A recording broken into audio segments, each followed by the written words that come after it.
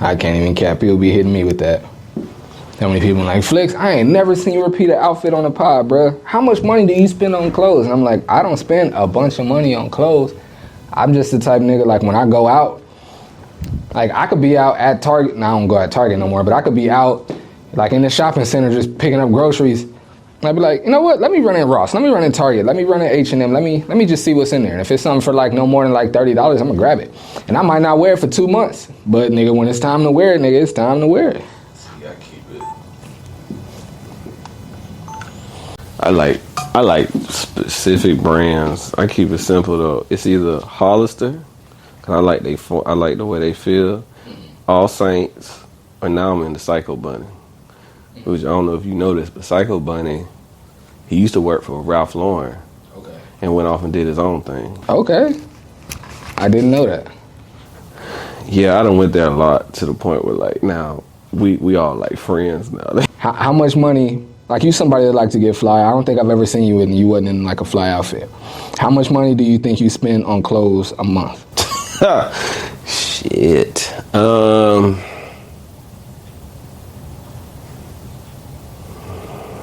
Depends. I would say, shit, let's run it up. All Saints, Psycho Bunny. About maybe like 2-3 shirts. Couple hundred, maybe like 200-300. Mm-hmm. If I'm really like wilding, 400.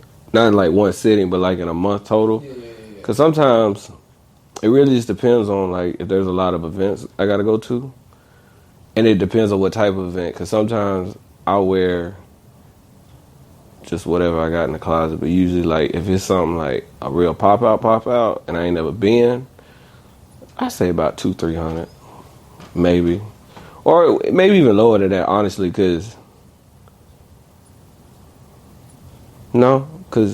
All Saints, the shirt started like 95, so I got a few of those, so, man. I don't honestly, bro, and it's probably gonna be hard to believe based on what we just found out. Yeah, so a lot of this conversation was off camera, but it's probably hard to believe. But bro, I'm quite sure I don't spend more than like $150 on clothes per month. No, I believe it. But that's also because like for the all white party, the fit that I went, I had a blast at the all white party, both working and partying. I had a good time.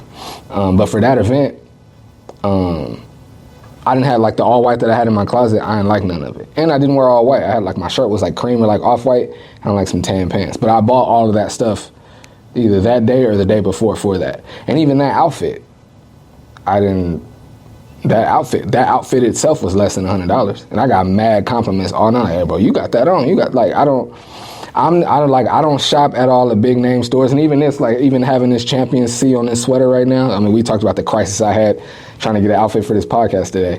But even this C I got on my chest, like I hate that this is here. I hate being a billboard for any brand, and to that point, like, I mean, you could go through all my episodes anytime you ever see me at a party or anything.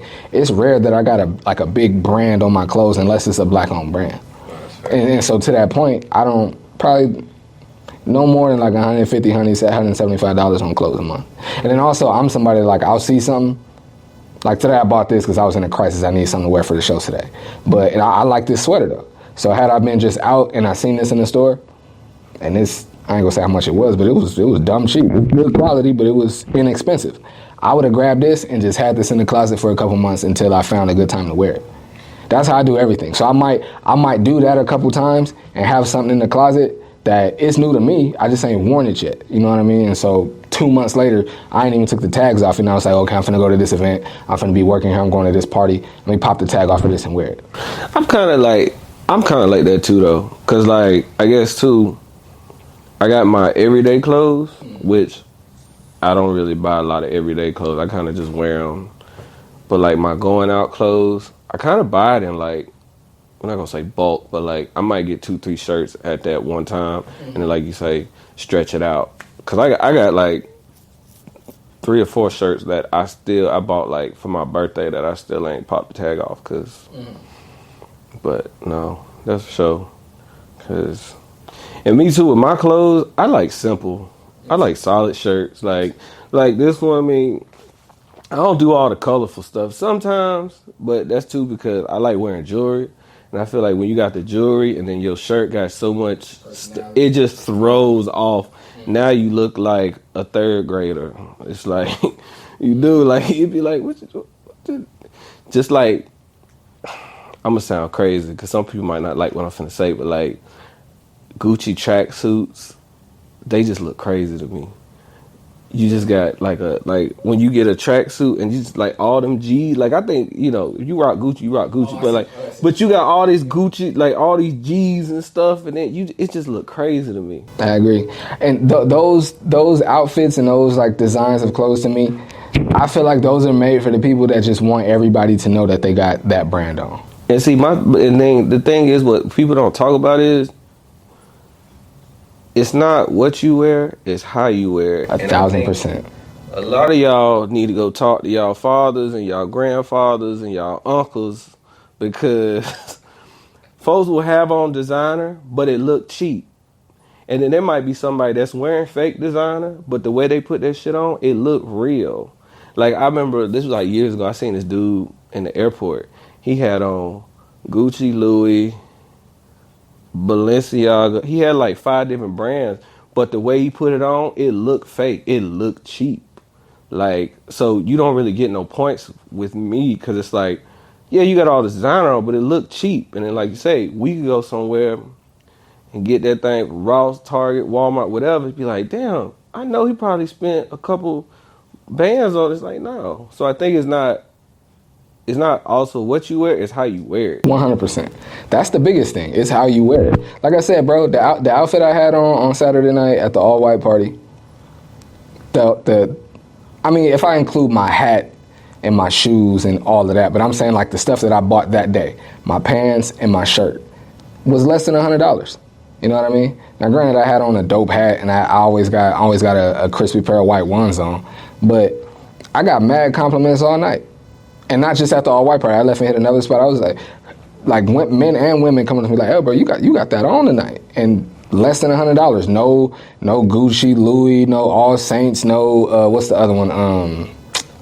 The sweaters that everybody be Essential. It wasn't none of that. It was just all none with no name brands, just something that I liked. And you're absolutely right. It ain't what you wear, it's how you wear it every time. See, for me, I'm all about quality. That's why I say I like the All Saints. I like the quality Psycho Bunny. For me, it's not about the brand itself. It's the quality and how long is this going to last. Because I hate buying a shirt and then you wash it and then it just falls. Mm-hmm. And it's like I don't like the shirts that with the little Christmas sleeve. Like they be stiff sleeves. I like the sleeve that fit to form to my arm because shit walking around, you got triangle shoulder blade. I like it. So would you consider this a stiff sleeve? Oh, okay. I'm talking about like it's stiff, like you got that starch on it. Like you seen it. Like, but yeah, I like the form fitting. Like if it's form fitting and the material, you know what I'm saying? I guess that's really the thing. I like clothes that form to my body. That's another thing that's another thing that's been like I haven't had to, because if you got clothes in your closet, you don't have to buy new clothes. Like if you got clothes, you can wear what you got. But I'm saying like to the point of like wanting to get new stuff, like my style has changed recently. Like I was on the slimmer fitting, like the slim fit chinos, and I was like cutting the bottom off of them so you could see my socks, and like wearing like slimmer fit pants, and just my style just changed, and I got into the baggy swag. And so a lot of times like I'll be getting dressed and I'll be like, I putting on something like my slimmer fitting pants, and I'm like, yeah, it still look good, but this ain't how I'm trying to look. You know what I mean? This ain't the look or the style I'm trying to go for. So it's like that's been another reason why I've had to buy some more stuff, because my style has just changed recently. Well, shoot, like I got the baggy pants, but then like I said, I did that body detox, so I lost I'm down 10 pounds.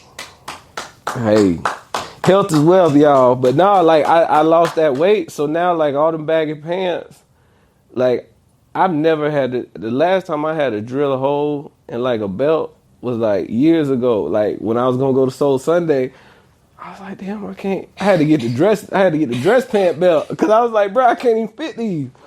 And now they look crazy, so now you lost weight. Now your pants really, really baggy. Now people look at you like, but I mean, yeah, we still put that shit on. And now I'm with you though on the baggy. Like, You know what's funny? Funny about me mentioning that about like dressing baggy now.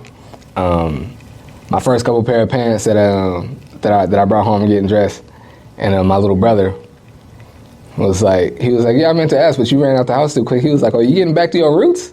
You know, because in high school, like, because, you know, I graduated high school in 2006, and so it was the baggy era then. And especially back then, it was, like, not even how it is like now. Like, these are baggier than I used to be wearing my pants, but before, it was, like, and even the pants, like, that I've worn on the podcast the last few weeks, they damn near cover my whole shoe. You know what I mean? And it wasn't really like that in high school. Like, it was, like, kind of like where it falls on my shoes now, but just the fit was way more baggy, and the waist was way too big. It was just baggy as hell. Like, to that point, I remember, like I said, I graduated high school in 06. I remember years, like maybe like 2 or 3 years after that, I still be digging through my closet, finding old clothes, and the pants was still didn't fit me, still way too, I mean, I haven't grown much. Like, I'm not much heavier than I was in high school, but I'm just like, to that point, like stuff that still was way too big. So my brother was like, oh, you going back to your baggy roots, huh? You trying to put it back on? I'm like, yeah, I guess so. man, we were wearing baggy clothes in 3rd grade, man. I got pictures, man. My mom used to get so mad at me. Like, he don't need to wear that, but my dad, he was so cool. He was like, man, he make good grades. He a good kid. Let him wear the baggy. But now I look back on it, I look crazy. You know what's funny about that? And we go open the podcast in a minute. You know what's funny about that? I wore baggy, but even my mom, like my brother was telling me the other day, I don't know how we got on a conversation about like sagging and like stuff being baggy, but like both my mom and my brother was like, yeah, but you never, like you don't now, and you never really sagged your pants before. Like you for sure wore pants that was way too big, but you always wore them like on your waist or like just under your waist. Like you was never one of them dudes that was like, I always thought that was a little tacky. Like some dudes, they made it look fly, I'm not gonna lie, like sagging like kind of a little bit too much. They did make it look fly, but just like by and large, like sagging way under your button, like just like, I was never into that. I forgot who it was. It might have been my dad or something. It was somebody. It was like, because some folks be sagging damn near the pants just off. They said, just take the damn pants off. Just walk around in your drawers, damn. Because folks would literally just be like, I actually was listening to this comedian. I can't think of his name, but he's a famous comedian. He was doing a podcast. He was like, if you're going to sag and show your ass, at least have some designer drawers on. I don't even get down with that, because when it got to the, what's the name of the, I can't think of the underwear brand that was killing all the designs. No, it was another one. It was kind of like a streetwear brand. I can't think of it. But I'm coaching, and I'm coaching, and then when I started filming games, I'm watching these kids pull up to the games like sagging, like not even trying to wear their pants, and even in the jerking era too. I remember people was buying pants that like they was just didn't even fit, not even close. Like they would buy them to where like the waist of it would be under their butt, and the end of the pants like would sit right on the shoe. Cutting off all the circulate. Yeah, so it's like these are for like a 3rd grader, but you wearing them. Like I never understood that. I never got to the skinny jeans. I feel like I got the slim fit. I feel like for skinny jeans, you got to be a certain body type. You got to either be tall and slim, or you got to be like really skinny. Like I'm 5'7", and even I feel like my stature, skinny jeans just don't look right on me. I feel like you got to be tall and slim for the skinny jeans. Everything ain't for everybody. That's what we don't talk about. I know we talk about this body positivity and be you, but at the end of the day, everything ain't for everybody. Like, look, if you short, you ain't got no business wearing no tall tee. Like, I seen somebody in the club had on a tall tee. Recently? It was like a couple months ago. It was like maybe like a couple months ago. But within a year, a nigga had a tall tee on? Wow. But she was short. She was a stud. Oh, okay. We need to pray for her. But like, but she was short with the tall tee, and she was kind of built like a box, like a cereal box. So she looked like the little ghost off the Mario Brothers. The ghost that was always chasing Mario and stuff. Like, I'm just saying that's the best description of it, because I'm like, why you got this big ass t-shirt on? Like, it literally just engulfed her. Like, the shirt went down to like damn near her ankles. And I'm like, why you got this? Yeah, that's not cute. That's not cute, baby. nobody should. I'm just saying, like, we in 2025. Ain't nobody. You shouldn't be the tall tee era. I don't know. Maybe like deep in the South, but ain't nobody wearing tall tees no more. Especially like I don't know how it is in San Diego. It was in San Diego, but like back in when I was in high school. So we'll say because I graduated in 2010, but like I want to say, I'll say from 2006 to about 2000. We'll say 2010. Everybody's wearing them baggy, the white tees with all the sequences and stuff. Like you had like the Pink Panther, the Pillsbury Doughboy. When Jeezy had the Snowman. I don't know if y'all did that out here. The Snowman? Yeah. Oh yeah, they got banned at our school. Oh, it got banned too. My mama was like, before the T-shirt, I hadn't even seen the Jeezy T-shirt. My mama was like, "You ain't wearing that." I'm like. I had one and I got to wear it for a good couple months for my parents was like, is that what that is? No, you can't wear that no more. The one I always wanted, but I never wore it, never got it. It was the Juicy J he wore in the Stay Fly video. It was the black with all the green skulls, but I was broke. I ain't had no money, so I never. But now I look at it now, like, would you wear? Hell no, I would wear it. But I could dig it. Let's go ahead and open the show, man. Ain't Got It Yet podcast, episode 97, I believe. 96, 97? I think we did 96 last week. I need to be better with that. Oh, yeah, because the one you... last week was 96. Yeah, because the one I shot was 95. Okay. That's right. Ain't Got It Yet podcast, episode 96. I'm your host, Michael Flix, and I'm proud to announce, y'all seen him here last week. Had a great episode with my guy. I'm proud to announce my guy is now a permanent co-host on the Ain't Got It Yet podcast. My guy, Ryan. What's up, bro?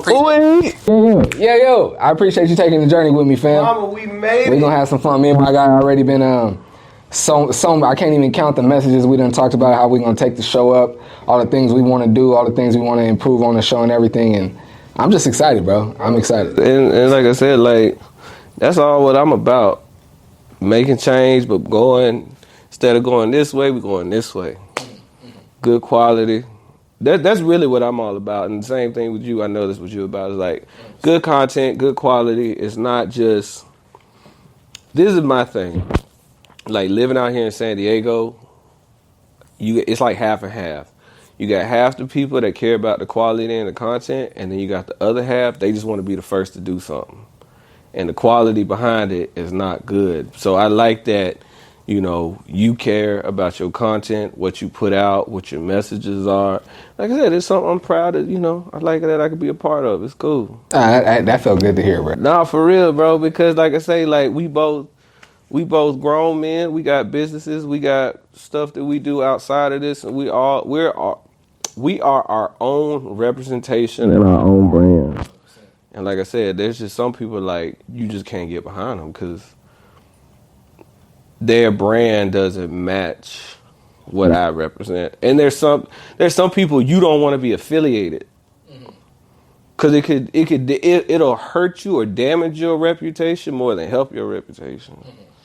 And I think that's what a lot of people don't take into consideration. Like, well, I wouldn't say a lot of people, but some people, it's like, how is this going to affect my image or the people that I bring into this? Because I think once you start bringing other people in, I think you should start thinking about how is this going to affect them. 100%. Absolutely. Some people don't think about that. I absolutely do. And that was why, and I want you to, speak to some of what we talked about in the messages in a minute. I'm gonna set that up for you.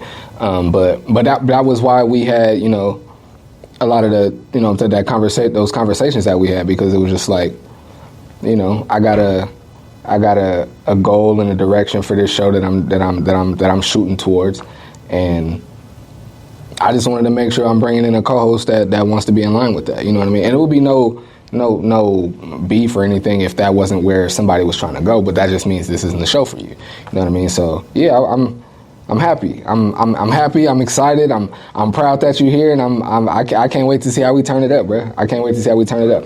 Got to give a shout out to my guy DJ. My guy DJ, he is coming back to the show. I don't know if I feel like I made it clear when Dion left.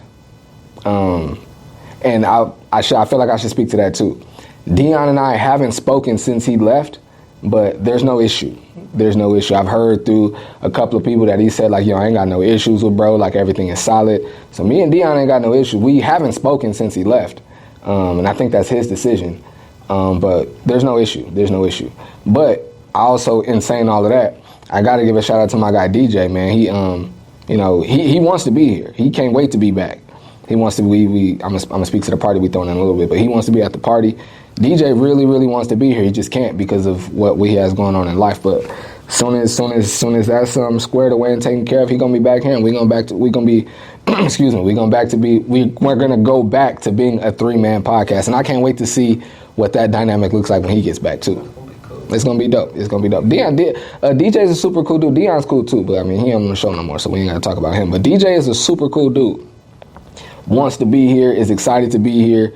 Literally before he got into the situation he's in, and even being in the situation, he's like, Flix, let me pull up, maybe come talk. I'm trying to pull up, I'm trying to be down, and and I'm always just be like what I spoke to about my vision, what I want to do with the show. I'm always like, I don't know, like let me see. But after having DJ here, he definitely a little rough around the edges. And some things, but I like his roughness though. Pause. I like No Diddy. I like the way he go about things, and you know what I'm saying. DJ makes you feel a way. Whether you hate it or love it, he makes you feel a way. And I think that type of energy, that type of polarizing person is great for podcasting. Because honestly, I don't think I'm very polarizing. I think a lot of the stuff that I say, people are like, I can feel that. Or like, nah, I don't really like that. But I don't think I say things that like fire people up. That like I say something like, nigga, what did he just say? And it make you want to argue or make you want to passionately agree with it. I think a lot of the stuff I said, it was like, oh, that makes sense. And then people just leave it right there. And so I like having a guy like DJ here who was like, no, what did he just say? And then make people want to comment and make people want to say something, make people want to react. You need people like that. You know what I mean? And with you being here, I got to caution you. I love to argue. Oh no, I've seen you. You remember I done took. Yeah, you've been in here. I done seen y'all go at it. I love to argue. As long as it's respectful, and I feel like me and you can always have respectful arguments. And Dion and I had a lot of respectful arguments. Just that last one was, anyway. But I love to argue. I love to debate. And I mean, as you saw in some of the content, maybe he was here for that episode. I was there when y'all.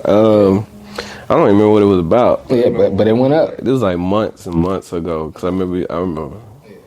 But I mean, that's part of it, man. I mean, I think I enjoy the arguments too, for the record. Dion and I enjoy the arguments. I mean, that's part of podcast. I mean, you can't have a podcast every day where it's just bland. Like, okay, this is what we're gonna talk about. I agree. Yeah, charge hard. You kind of got to shake it up. But I think, like I said, we at the end of the day, we all grown men. It's all love. It's like ain't nobody. It's not like nobody coming for somebody's mama or something. So you know what I mean. And it's like, I mean, that's what.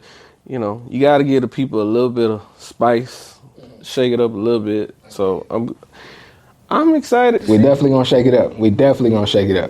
And you gonna, I guess I ain't nothing I really gotta brace you for, but you're gonna, the more you're on the show, and I don't know if you've already experienced that in just 1 week of being on the show, but being on the show, you gonna feel it outside. Oh no, that last one we did, I felt just a smidge. Mm-hmm. When we were talking about Who Broke Your Heart, what about Exit Salt? If you hit me up. I'm clipping that up. That's going out tomorrow on Instagram. I mean, that's cool. Ain't true. I mean, it is what it is. You know what I'm saying? And like I said, I put it like this, like, cause she was like, I had to break it down to her, And the thing is, with that, I'm like, that's what comes with it. I said what I said. We can talk about it. I can clarify what I said. I don't even know what I said. I gotta look at it. Oh, and see, that's the thing, and that's gonna happen a lot too. I've dealt with that a lot too, because my biggest thing with my podcast, I've always said I'm gonna come in here and share my life. We're gonna have topics and questions and different things to spark conversation, but the biggest thing I want to do is, first and foremost, I want to spark engaging conversations. That's my main goal. But also with this being, my show and my platform, I got to come in here and share my life. Yeah. And so with coming in here and doing that, I've spoken about situations with family members or family members specific. Without, I don't ever use names, but if you my family and I speak about a situation, you gonna know it's you. You know what I mean? So I've dealt with that too, and where it's like, and people dang, what I do. And I've dealt with misunderstandings where like I'll say like, oh, I was talking to one of my female, because again I never use names, but I was talking to one of my female cousins and she said this and that. I was like, why are you acting like that? Why are you doing this and da da da da? And then some of my other female cousins who I wasn't talking about hit me up and was like, dang, it was like, what we do. I understand what happened, because I was talking about a female cousin on my mom's side of the family, but my female cousins on my dad's side of the family thought I was talking about them, which is understandable because there's only so many girl cousins on that side.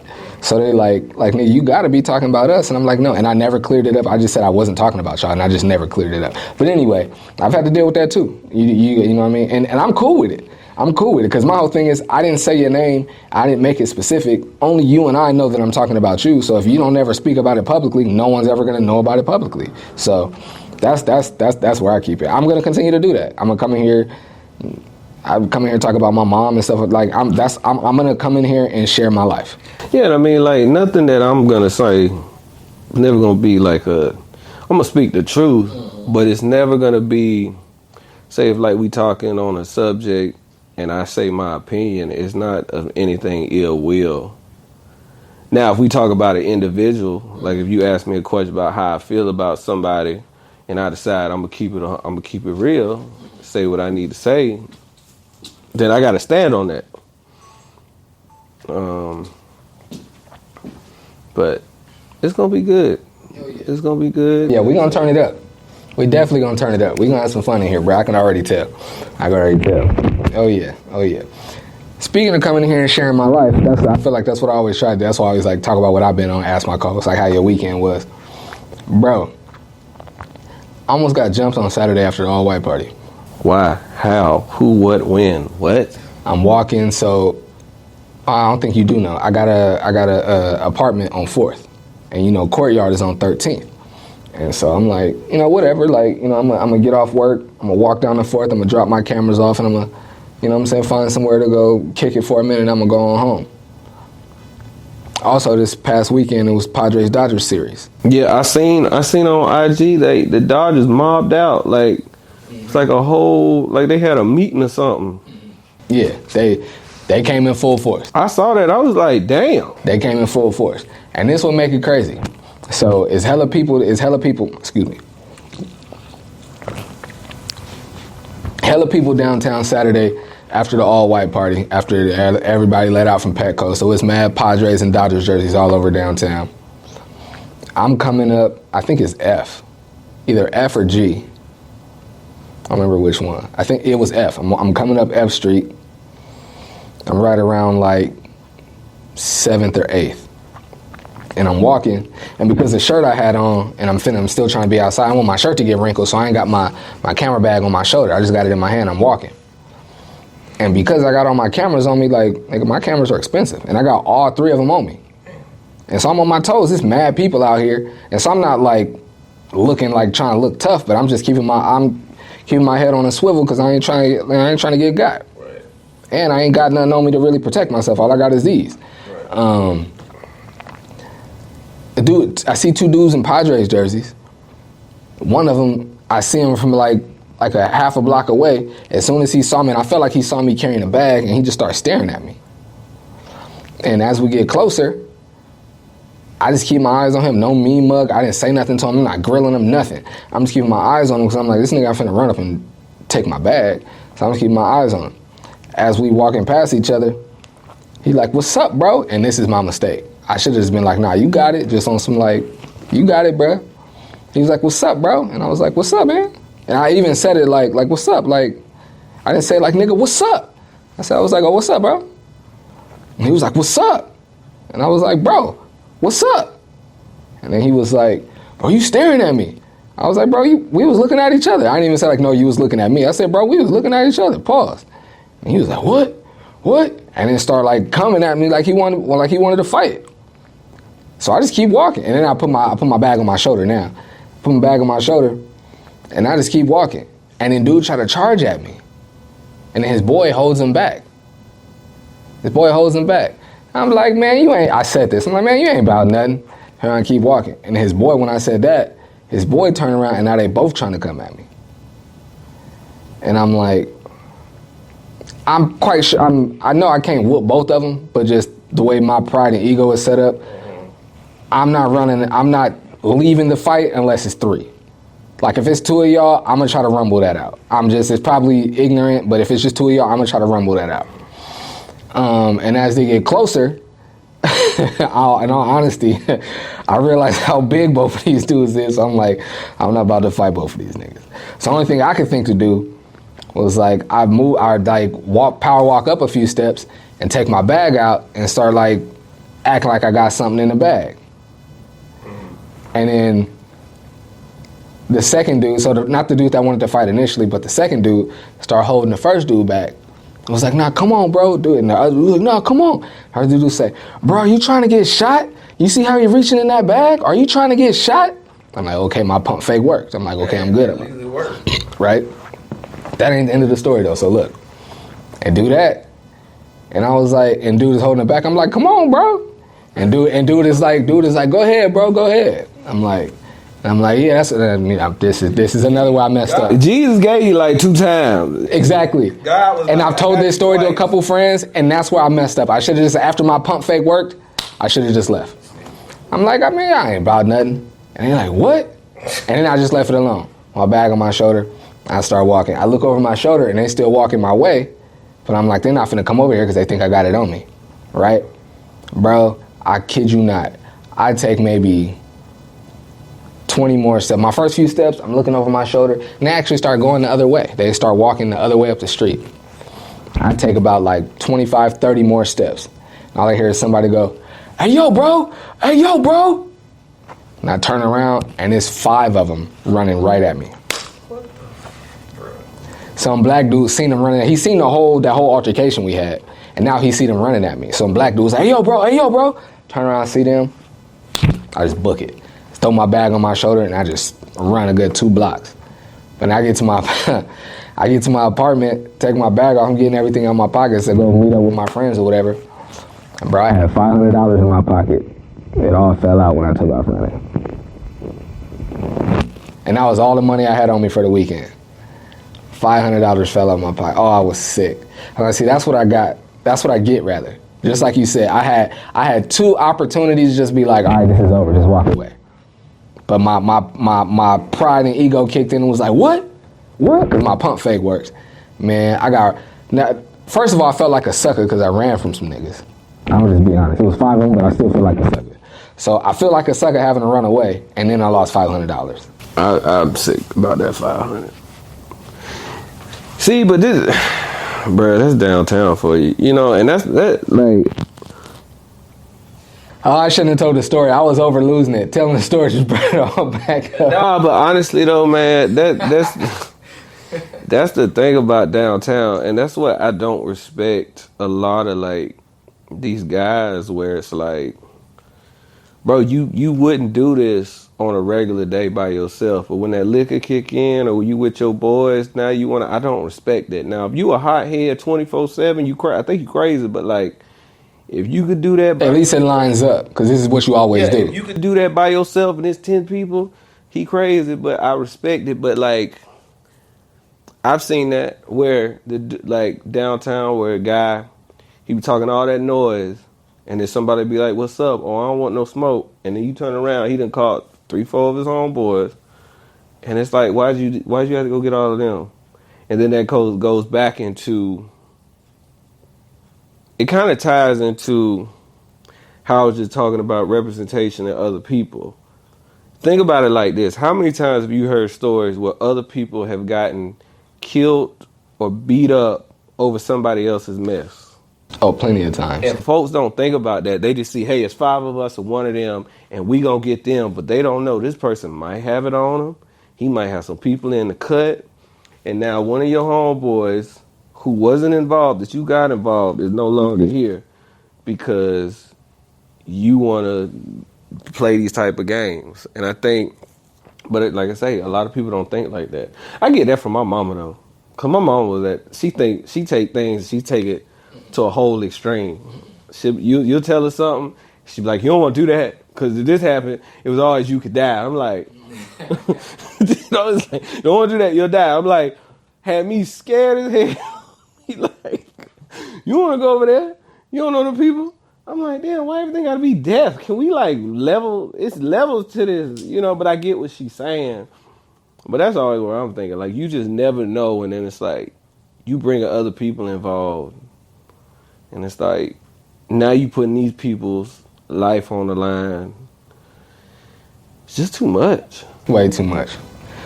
Way too much. I think we did, I had one more thing I wanted to talk about before we get into the topics, but I think we did enough for the intro. Oh, that's cool. Let's get into these topics. Let me see, let me see. Where you want to go? I got a few. I got, which of your physical attributes would you trade in for something else?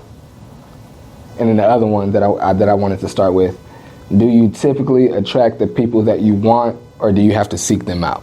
Where you want to start? We talk about the attraction. Okay. Now, when you say attraction, are we talking about like in any aspect, whether it's dating, friends, like in any aspect? Well, initially, let me be fair and honest. When I wrote it down, I was thinking about dating because that's what my mind was. I was thinking about like the women that I attract, but then just like as I was writing the topic down and thinking about like my thoughts on it, I was like, nah, it could be broader, just about like the friends, like just anybody that you attract in general. So however you want to answer it. Let's do both though, dating and friends. Okay. So I'm gonna get kind of spiritual on it. Going through my spiritual journey, I attract a lot of people. Good, we try good, but just I attract people that are attracted to my energy.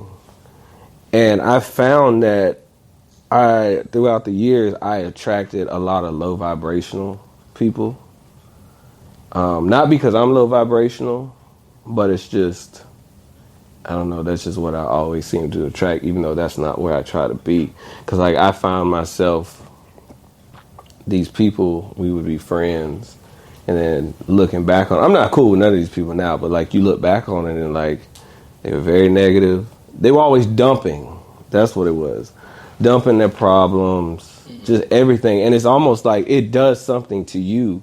Like if I'm constantly dumping on you, it's going to wear and tear on your energy. Yep. And now, so I had to learn on a spiritual aspect how to protect my energy.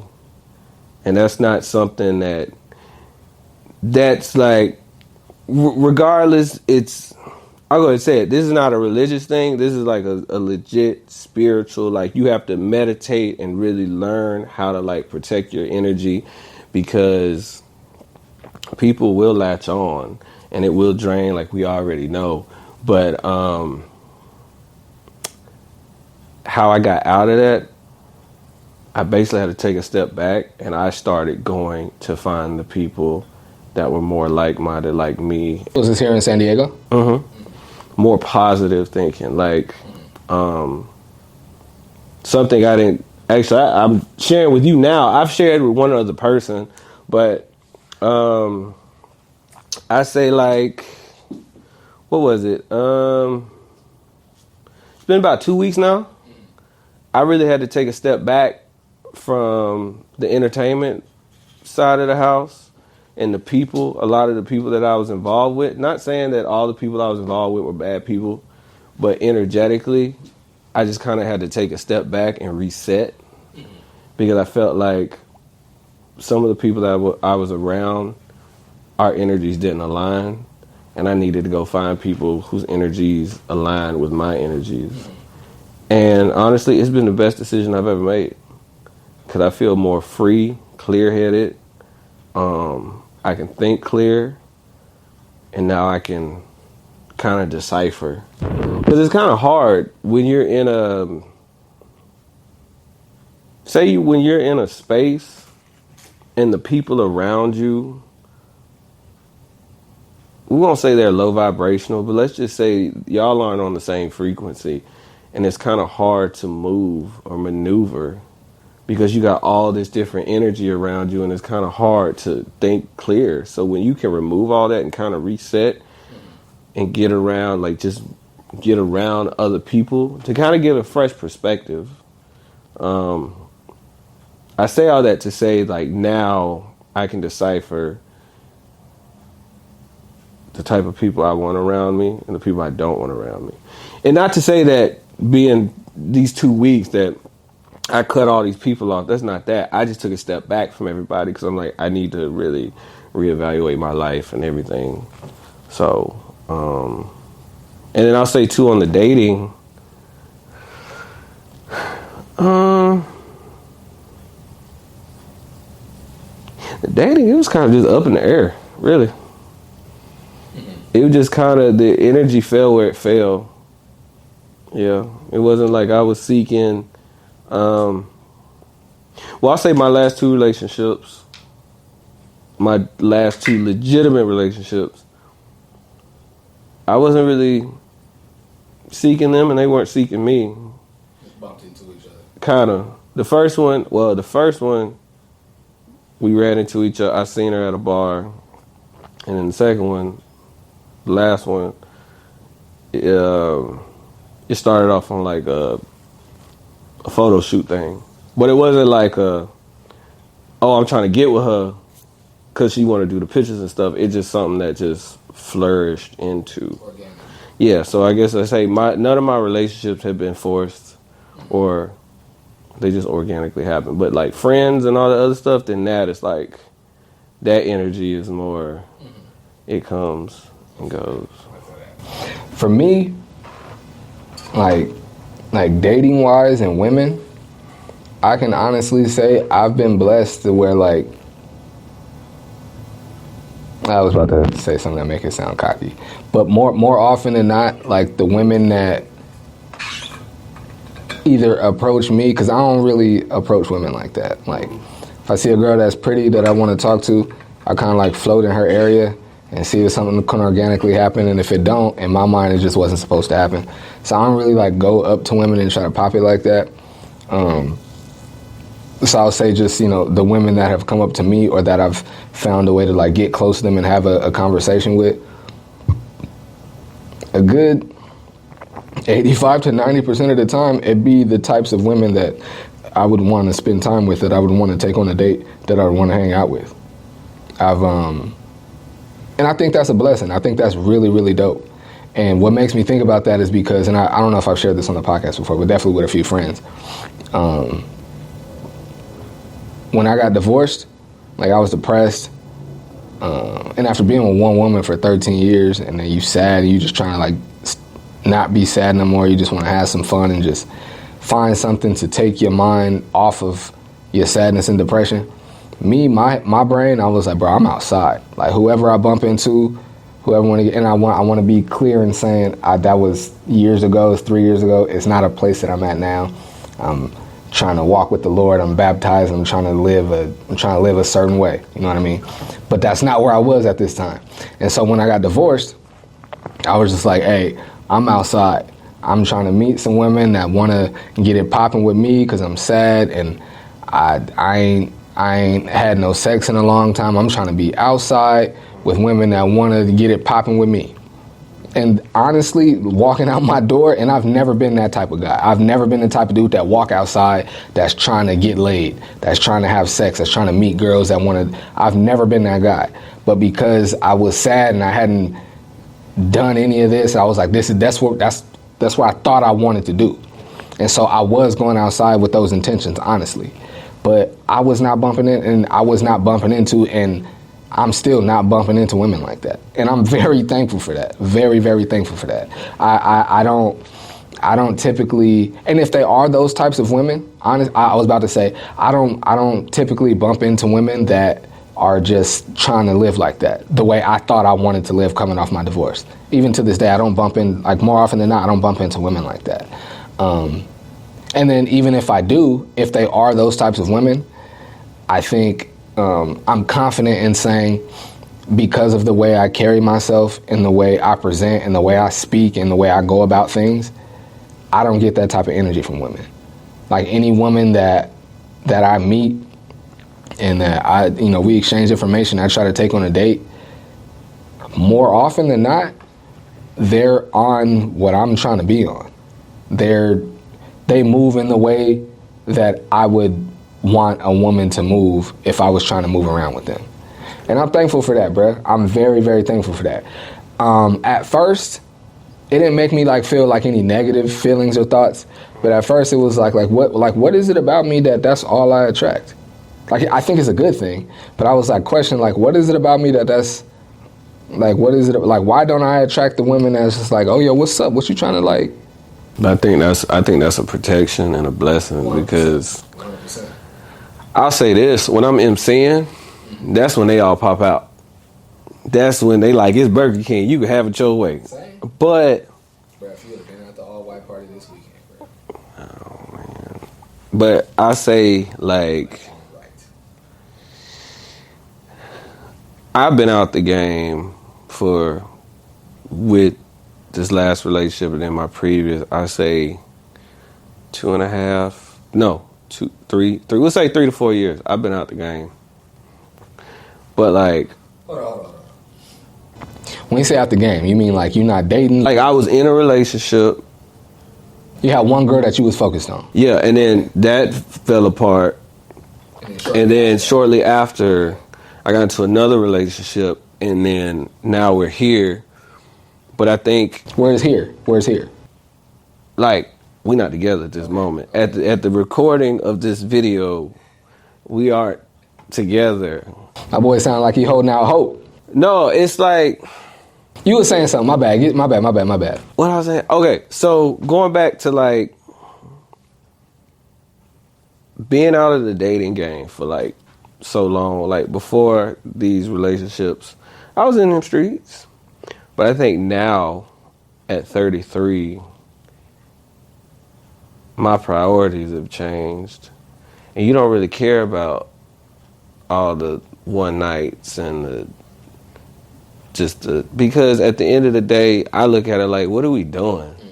That's money I gotta spend. I really don't. It's like, I'm chilling right now. I'm not trying to, the pool is closed at this moment. I'm not really trying to be out there. I'm chilling, you know what I'm saying? But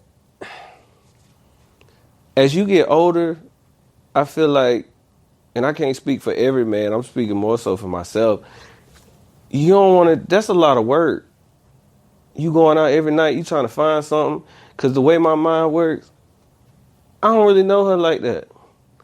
You're not finna come to my house. Mm-hmm. Not anymore. Because I don't know you. You might rob me. Mm-hmm. You don't know, people crazy. And then like, I don't know who else you messing with. You know, it's just things you got to think about when you living fast. Mm-hmm. Sometimes when we young, we don't care. We invincible. But as you get older, you start thinking about these things like that. Like I think about when I was like in my early 20s. And even mid-20s, I look at some of the stuff I did, and I'm like, I was tripping. Thank God nothing crazy happened, but it's like, looking at everything now, it's like, I'm chilling. I'm good. You know what I mean? Like, but to say that women don't throw them, I guess, women ain't in my DMs, but I think it's more when I'm working. Whether I'm taking pictures or I'm emceeing, that's when they throw themselves. But then it's like you really just throwing yourself at me because you see I'm that dude in the spotlight, which I'm not mad about, but I don't really pay it no mind. Because like I said, I was in a relationship, so I wasn't paying attention. And right this moment, I'm not paying attention to it. Bro, you said something that I've been wanting to speak to and speak about on the podcast for months, even when I had my former co-host here. But I haven't, I feel like I still haven't, we're gonna talk about it today, so I don't even know if I'm gonna talk about it the right way. But I haven't talked about it before because like, I don't know if I have the words I've been trying to put together the words to articulate what I mean because I don't want it to come across the wrong way. But what I've been wanting to talk about is because you said like, oh girl, like, oh you just want me because you see I'm that dude. Mm-hmm. So to that point, all my content, whether it's my basketball, my sports content, and the podcast, it's it's grown and it's elevated my profile and my visibility and my name, and to the point where, and this is why I said I don't have the, because I don't want to sound cocky, but it's elevated me to a point where a lot of places that I go in the city now, people know me and I don't know them. Yeah. Which is a blessing. I think it's dope. But also, and this is like I said, I don't want to sound cocky, but this is like where it's at. I've experienced at least twice, maybe 3 times, spending time with women or like taking a woman out on a date and then realizing either on the date or shortly after, like while we're texting or DMing or whatever we're doing, that she only wanted to come on a date because she knows that I'm Michael Flix. You know what I mean? Like she didn't just meet a handsome guy in a spot and then we got to talking and she was like, yeah, I like this nigga conversation. I would let this nigga take me on a date. I've experienced 2, probably 3 times, maybe more than that, honestly, but 3 times that I could think for sure where like, well, one girl told me straight up, she was like, I just wanted to see what a date with Michael Flix was like. Damn. And I was like, I don't even know how to receive that. Like, I don't even know, I never took her on another date because of that. And I thought she was pretty as hell. Like, I thought she was mad cool. But just off of that, it was like, what you mean you just wanted to see what a date with Michael Flix was like? You know what I mean? And I said that to one of my homegirls, and she was like, that could be nothing. That could be just, she was like, she been seeing you out for a while. She been thought you was handsome. She seen the way you move. Because my homegirl, she was like, you're a respectful guy. I've never seen you be anywhere and not handle any man or woman with respect. She was like, so maybe she was just like, I see this handsome dude. He always moves with respect. I know he's a gentleman. I want to experience that for myself. But that isn't how I received it. I received it as like, nigga, I see you outside lit. I see you be doing your thing. I just wanted to see for myself. And to me, it was like, you didn't just want to experience just me as a man. You didn't want to just hear my conversation. You didn't want to just see how I handle you. You just had this image of Michael Flix and you wanted to experience that. Which is, I guess in some ways a compliment, because that means like the things that I'm doing with my career, both in broadcasting and photography, that means I'm doing things right to where people like see me and they want to just experience me.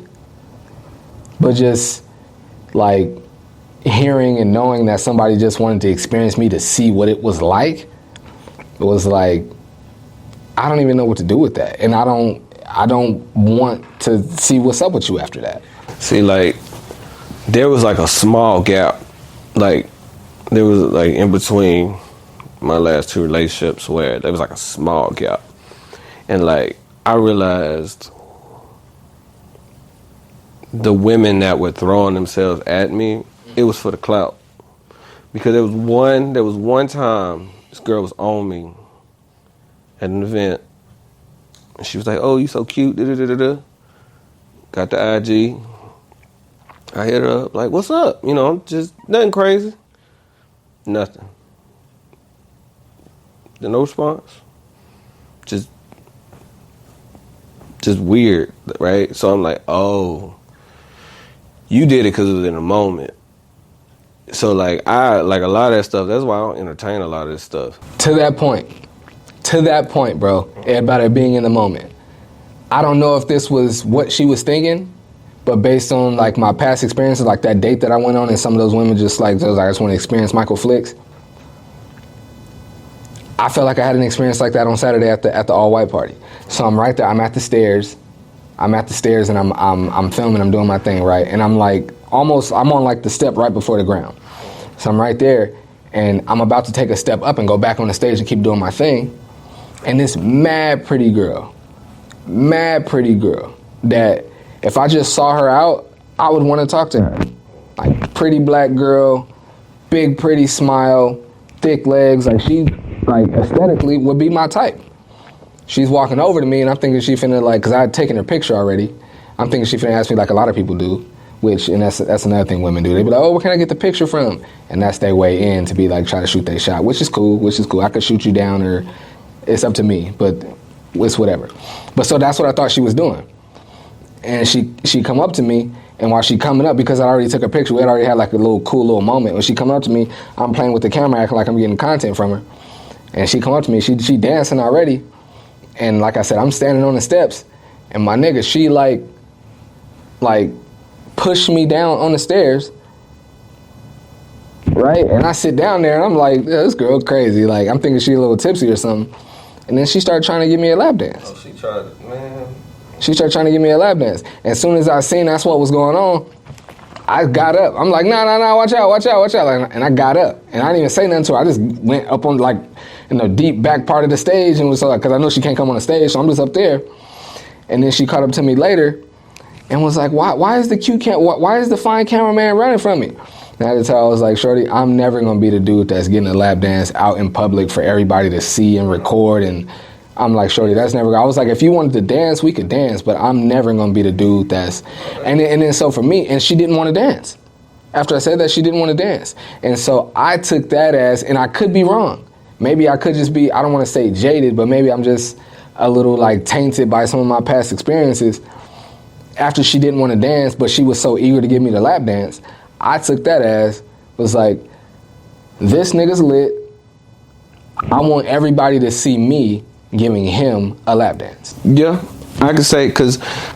And I'm like, that, to me, that's whack. Because, you know, it's crazy, and some women might not agree with what I'm about to say, but I can, once again, just from experience, there are some women out there that they'll see you popping your shit, and they'll see other women looking, and they'll make it a point, I'm going to try to go claim him or show you I can get him. Mm-hmm. I don't really want him, but I'm going to just test the water so y'all can, because it happens.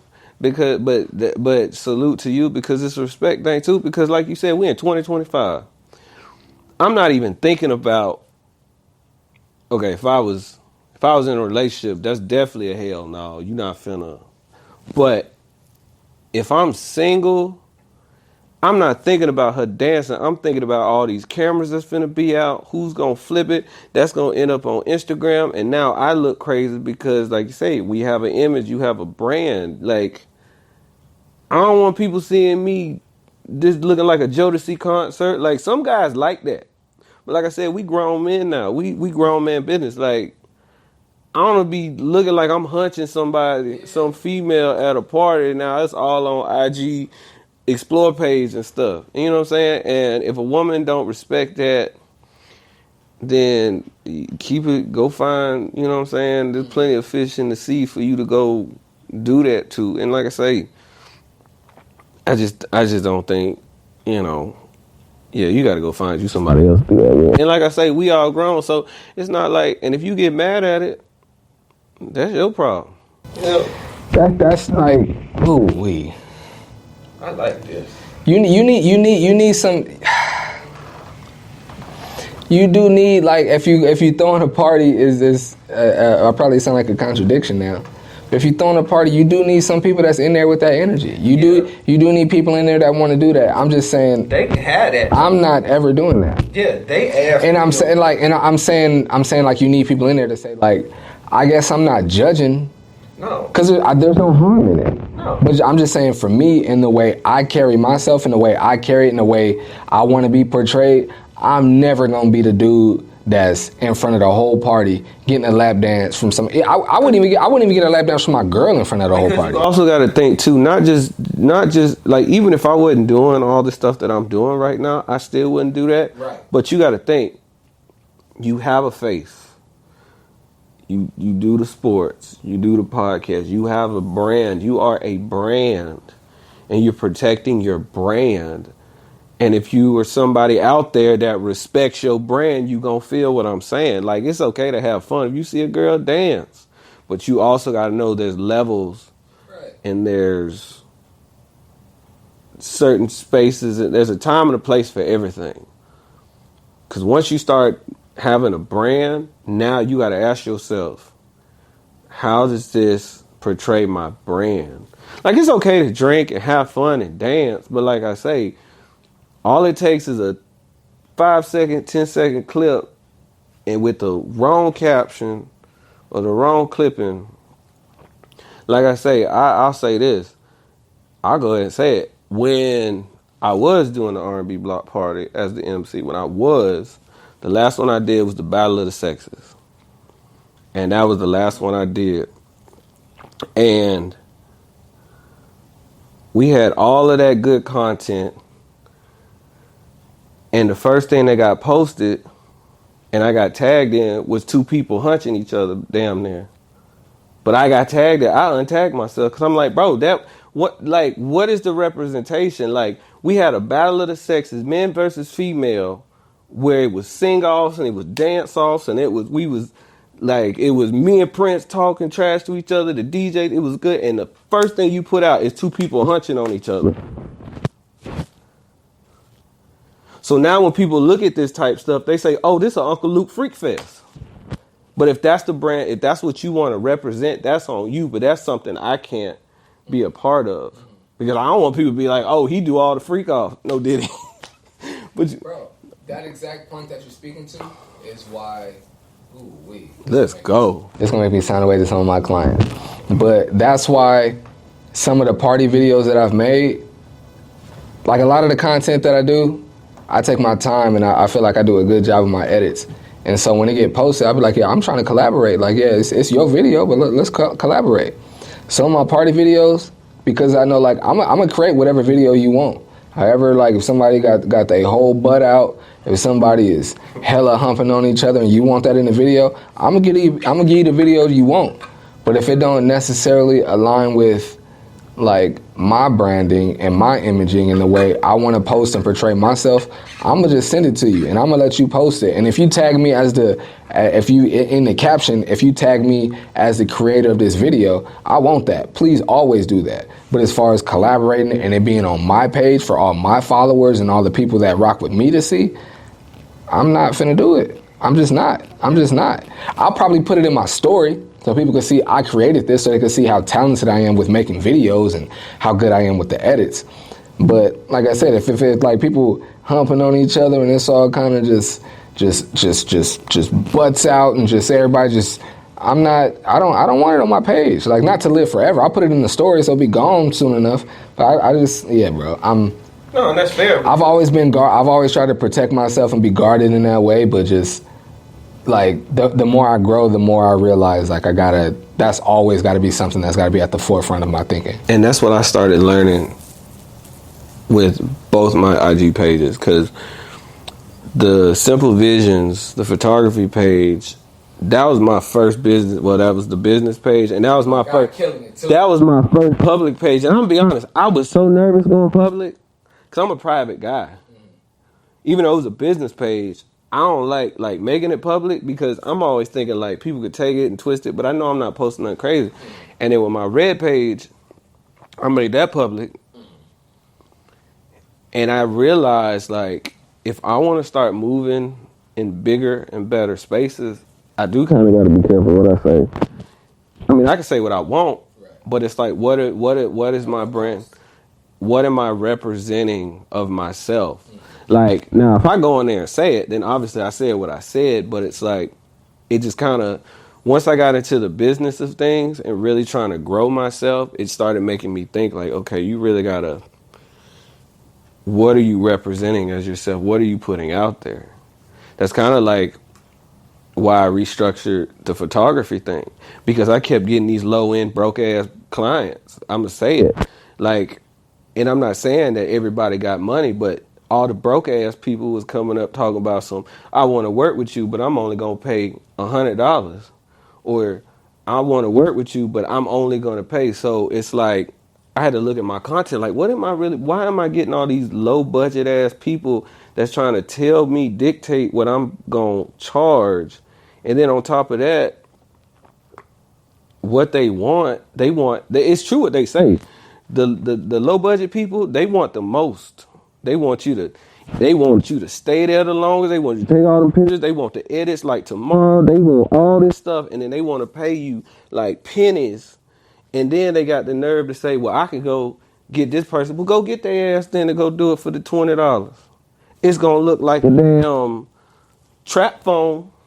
But, yeah, like, yeah, going back to the representation, like, I really had to look at it like, damn, what is my brand representing? Because why do I keep getting all these low-budget people? So, like I said, restructured it. Shout out ChatGPT, because that too. But, like, you know what I've learned, bro? The biggest thing that helped me with that, and it's tough, especially when you work for yourself. And then for me, like, I don't know all your business, but for me, like, I don't have like a part-time job that can, supplement my income. Like, all mine is off the muscle. See, I do. I just don't want to speak on it, but yeah, but no, and I get what you're saying. And honestly, and more power to you, because I'm probably gonna get some type of part-time job pretty soon, just because it's time to level up. It's time to level up. I've been doing my thing. I've been able to pay for what I need to pay for and do my thing just off the muscle, what I make just on my own. And I'm happy to do it. I'm going to continue to do it. But it's time to level up. I got to get a part-time job to supplement some of this income so I could invest the money from my part-time job back into my own personal ventures. Like, it's time. At first I was like doing that. It's kind of like saying like that I can't do it just off my own. You know what I mean? But that's a skewed way of thinking. Then I kind of missed what I was saying with that. I forgot where I was going with that. For I know a lot of people in your position that this is the hustle. This is what, and I respect all y'all for what y'all do, because y'all really got more to lose than I do. But I think I'll just say, going back to the image and the brand, whatever, you are a representation of yourself. What do you want people to view you as? It's kind of like how you carry yourself is how people treat you. If you carry yourself as an ignorant ass individual, people gonna treat you as such. Be who you want to be, but like I said, you are a representation of yourself. Or do you have any physical attributes that you would trade in for something else? That you feel like it would, like, I don't know what it would make you feel like, but I'm gonna just leave it like there. Which of your physical attributes would you trade in for something else? If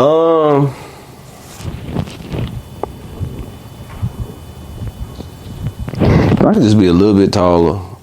I just need to be, if I could be 5'10", I don't even need to be the 6 foot. Just give me like 3 inches up. I'm 5'7". Just give me like 5'10". Okay, so then what would you trade? I trade my shoe size. So what you got? Pause. You got big feet? No, I got 11. I'm rocking with 11 because shoes are expensive. So you're saying you would have smaller feet to be taller? Like, what you mean? Yeah. Okay. Or, because that's really the only thing I think. Because, like I say, like, honestly, man, like Terrell Owens said, I love me some me. But I also, kind of going off topic, but staying within the topic. Honestly, bro, this is the most comfortable I've been. Like, I've always been comfortable in my skin. But, like, ever since I got the tats and everything, grew the hair out and everything, I'm like, I like this version of me. Plus, with everything else that I've been working on behind the scenes, I'm really like, damn, I like this version of me. That's fly, bro. Like, honestly, bro, like, I'm talking about, like, physically, mentally. Like I said, I've always been confident. I've always liked who I am as a person, but I always felt like there could be more. There could be more. But now I look at it, now I'm like, I'm straight. I'm cool. That's fly, bro. Bro. That's dope. For real, bro. Hey. That's dope. Cause you know what I'm gonna tell you what the secret is, or what I found out. It's to hell with everybody else. Like, I say for the tattoos, for the longest, I didn't want to do the tattoo thing because, well, I'm talking about like past the elbow and stuff, because like, if you don't want to do that, you'll get portrayed a certain way, and it's like, I know who I am. Let me ask you this. I feel like he's gonna go somewhere dope, but I feel like I'm gonna lose it. Okay, no, let's go. So you was talking about like how much you like the tats and the hair and all of that. Would you like? So you said to be 5'10", would you trade in the tats? You can't have no tats. So you got tats now. I gotta keep the tats. So you wouldn't trade in the tats to be taller? The tats, that's the image. What about the hair? Nah, I gotta keep. If you knew you had to have a low cut. Nope. No, I like the beard and the hair. It's like, bro, I'm gonna tell y'all, and I'm gonna tell y'all this too.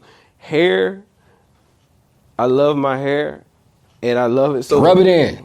No, I will never. Rub it in. Nigga talking about he love his hair. I will never talk shit. I don't care if I don't like you. I will never talk shit about another person being bald because I don't want that shit to come back on me. My mom will tell you, I think I was in 4th grade, 5th grade, 3rd grade, something. And it was like, Thanksgiving, you gotta be what you're thankful for. And I said, I'm thankful for my hair.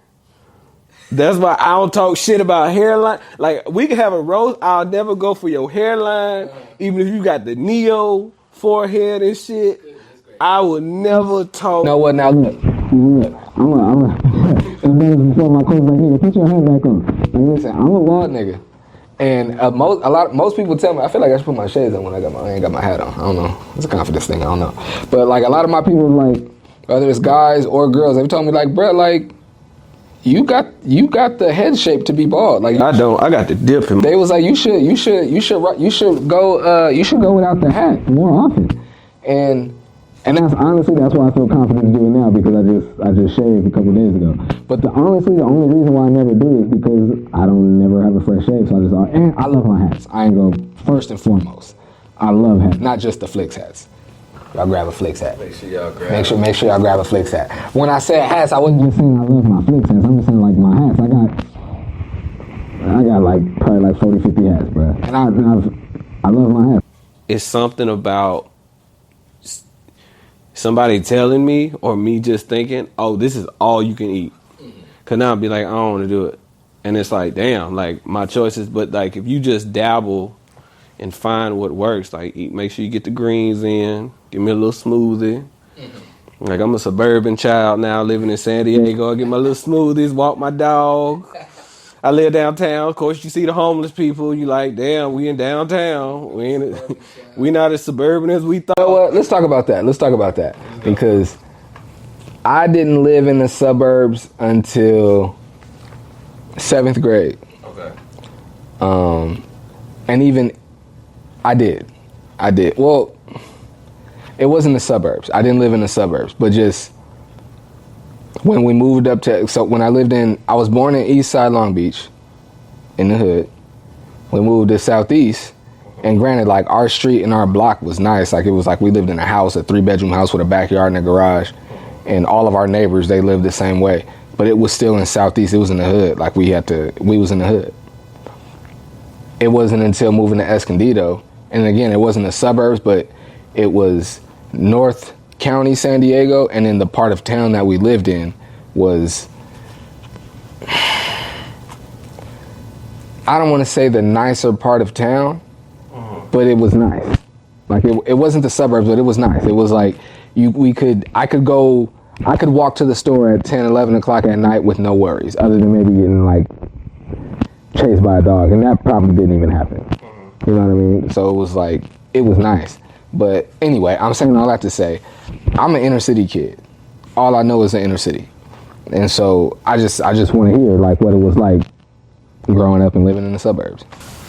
I wouldn't even say I lived in a small ass country town. Okay. Like country. Like we didn't even have a stoplight. We had a caution light. Like I think my graduating class was like 55 people, 60 people. Wow. Goodness gracious. Growing up, it's predominantly white. It might be a little more mixed now. Hispanic might be a little sprinkle in there, but it was predominantly white. Everybody was country. You had the racism going, but then everybody wasn't racist. You know, you got that southern love, that southern hospitality. I wouldn't really say it was a country. Like I didn't live on a farm or nothing. I lived in the town. Yeah, and then thinking about just everywhere that I've lived, I've kind of made it a thing where no matter where I live, the city got to be right there. But I don't have to live like right in the city. Okay, so what are the biggest differences in like the things you love and the things you hate about living in like the city or like a big city as opposed to a small town?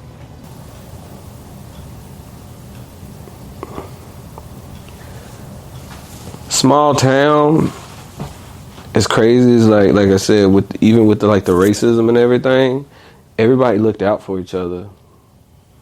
It was that Southern hospitality. It was like something as simple as like, say like we neighbors, and I accidentally, I don't know, break your fence or something. Where I'm from, man, I buy you a beer or something, we'll get the fence, or come for dinner, we'll figure it out, boom, boom, boom, boom, boom. Whereas like maybe here, somebody be like, oh, you gotta pay me. There's nowhere, it's a bigger issue than it's like, hey, look, I said I broke your stuff, let's work it out. It's not that same. Or even like, I'll say it like this, where I'm from, if I see something and I want to help you, it's just a genuine thing. I'm helping you because I want to help you. Whereas here, what's in it for you? What's your ulterior motive? And like I said before, I was like, damn, let me think of one, because I ain't got one. Like where I'm from, we do stuff like, I'll help you, and then I just go about my day, and then I'll forget about it. Like, there's been plenty of people that I've helped and then forgot about it. And be like, oh man, I remember when you did this. I'm like, I don't remember that. But I say too, with the city, I like the city because everything's right there. In the town, you got to go 30, 20 minutes, 45 out. City, I can go across the street to the grocery store. I can go to the mall 10 minutes up the street. Just like a lot of places, though, I don't like the homeless. There's a lot of homeless. But outside of that, Hold on, because people are just off hearing that, they might jump on you. You got to clarify. What you mean you don't like the homeless? I don't want to say I don't like the homeless. It's just we got to figure out what we're doing with them because there's so many and it's all spaced out. And like some people, I get it, fell on hard times, but then some, they are legit crazy. Like I shouldn't be walking down the street and Some of them people want to be, I was about to say a lot, but some of them people want to be out there. I know, because my mama who lives in Florida called me. This was like last year. She was like, it's people that just want to be homeless. I said, no. She said, it's a man out there that said he homeless because he ain't got to pay no bills and he get a free cell phone. Now, this my mama calling from Florida. So I understand that part. But there's some people out there that we got to get them some help because I shouldn't have to walk down the street and think about, is this man going to stab me? Like, he in the corner talking to himself because, like, I remember I did Lyft for a little bit, and I picked up this guy, and he was telling me a story about how in downtown, this father was walking his little boy to the bus, and this homeless man took a bottle and cracked the father over the head, broad daylight. You see what I'm saying? Like, I want to see, like, bro, it's crazy because, like I said, I don't know the ins and outs of this whole homeless thing, but we got to figure out something because, yeah, I shouldn't have to walk down the street and be like, is this man going to jump out of me, stab the dog? Like, bro, it's so bad. This homeless people, bro, and living downtown, this is a true story. I had a homeless guy ask me if me or my dog, my little Dotson, we had some change. Shout out to Dotson. And I was like, well, my little dog, he unemployed, and I ain't got no cash on me, so I ain't got no money. He was like, you and your dog got some change? I'm like, well, I was like, damn, we down that bad? You asking the dog? Man, I was about to say, more often than not, them homeless people ain't trying to bother nobody. But you got a concrete story of somebody bothering somebody. Bro, and then some of them, they not as crazy as they play. Prime example. Most of them aren't. I was walking my dog. Most of them aren't. They're not. And I know because watch how they cross the street. They be looking off in the street. But when they see a car coming, they know to get out the way. Because a crazy person, they gonna stay. Bro, I was walking my dog. It always happens when I walk my little dog. I got a Dotson, y'all. His name's Slim.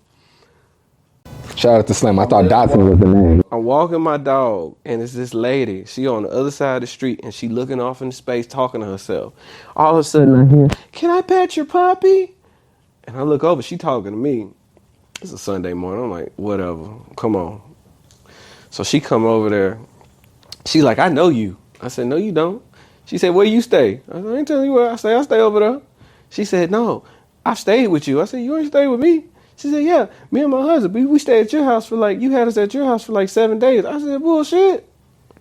She said, well, can I stay now? Hell no. And I got the hell on. I was like, bro, it's like GTA 5. Like all them NPC characters and stuff. That's what downtown is like. You know what's funny about that, bro?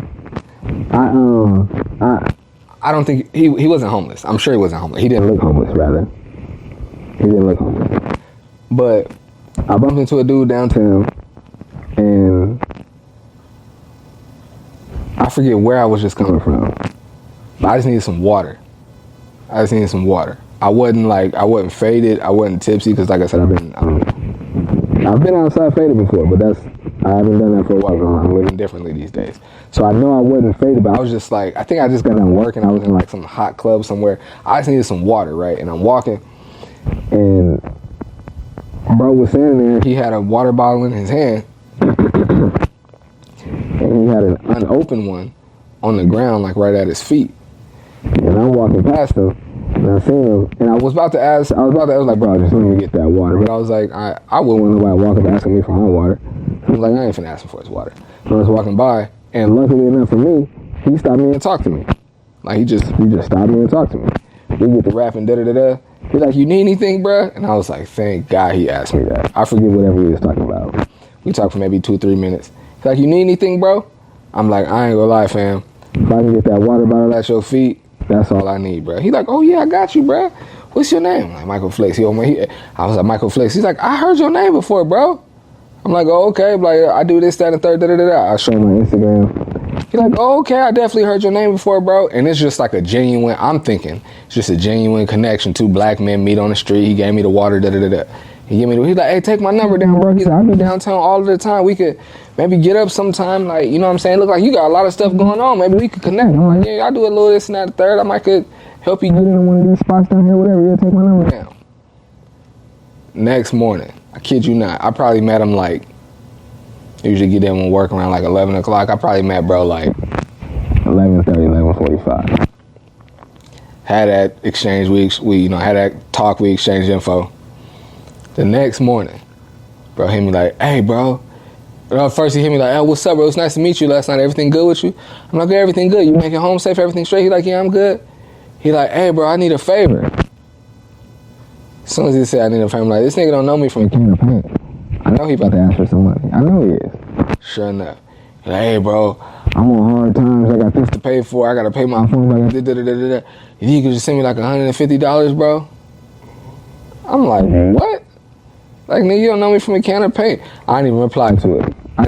He hit me the next day. Oh, come on, big bro, don't do me like that. Big bro, that's what you do. Why they always do that when they want something? Even when you younger, they be like, big bro. Come on, big bro, don't do me like that. That's like them shoe cleaning people. I did hella. He's like, I done did my thing. I done got some more money together. You think you could just send me like 50? I left bro on red. And then I bumped into him another time downtown. Damn. No, you know it's crazy. Bernie Mac said this line in the Bernie Mac show. He was driving, he stopped at a stoplight, and this homeless dude was like, Bernie Mac, man, I'm so hungry, man. If you could just, spare me something, get me something to eat, he said, or something like that. And he said, what Bernie say? I'm paraphrasing. He said, you want something to eat, man? Or something. He said, oh, I remember what the line was. The man said, I'm so hungry, I forgot what food tastes like. And Bernie Mac looked at that man and said, you know what? It all tastes the same. And drove off. I got one story about a homeless person. You got to clip this one. I picked up a homeless pimp one time in driving Lyft. So this is what happened. Homeless pimp. He need to find another profession. Bruh, so I'm driving Lyft. I pick up this guy. I don't know he's homeless. How you a homeless pimp? Bro, so he get in the Lyft. We driving. That's the name of this episode, Homeless Pimp. He was from the South. I forgot where he was from. We started talking about the South. And we would talk about how the difference in California girls and the Southern girls. We were just having this whole talk and debate or whatever. And then he got like, yeah, man, you know what I'm saying? If you ever need a girl, you know what I'm saying? I got you, baby. Because you know how them old school, I got you, baby. Shit, I got you over here, baby. Shit, what you need? Shit, I got this white girl. Shit, they all got a white girl. He's like, I got this white girl. Shit, you can get whatever. I'm like, nah, I'm good, bro. So he like, yeah, man, I got caramel. I got dark chocolate. I'm like, oh, yeah, he might be a pimp. So I ain't say that, so I'm just, yeah, okay, yeah, I got you. Yeah, I'm going to hit you up. So I take him, so I pull into this RV park. But I'm like, where the hell am I going? He's like, no, I keep going to the back. So now I get to this open grass area. And I'm like, what the hell? It's a tent. He said, yeah, man, I'm homeless. I said, you pimping out the tent? He said, hell yeah. He said, shit, baby, shit, pimping don't die, shit. Hell yeah, I'm pimping out the tent, baby, shit, on everything. I said, bro, He's like, whatever you need, shit. I was like, God, get me out of here right now. Bro, I dropped him out. I sped off. I was like, hell no, bro. A homeless pimp. Bro, when I seen the tent, bro, I was like, bro, I look back. I say, bro, you pimping out the tent? He say, shit, hell yeah, baby, shit. You gotta get it how you live, shit. I say, bro. Bruh, I don't even know if that, bro. I ain't never heard nothing like that. Bro. A homeless pimp. Bro, there's so many stories, bro, and I'm sure as we build this podcast, I'm gonna tell all my wild stories, bro. But like, you got homeless pimps, you got people asking my dog for change, you got homeless people saying I house them. You sound like me. I'm telling you, bro. All my life, I feel like I've had the most random situations happen to me that only happen to me. You know what my first introduction, I never told you this, my introduction to San Diego. Talk to me. So I flew in, I drove from Florida. I did cross country. So I did a cross country. So I landed, I got here like on a Friday night.